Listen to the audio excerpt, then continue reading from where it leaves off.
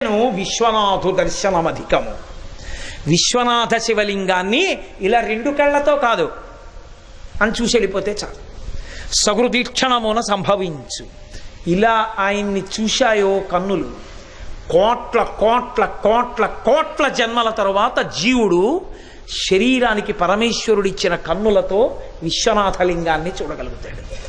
ఆయన శివలింగాన్ని చూసినా, ముట్టుకున్నా, చెంబుడు నీళ్లు పోసినా ఆ జీవుడు తరించిపోయాడని గుర్తు, ఈశ్వరుడికి దగ్గర పడిపోతున్నాడని గుర్తు.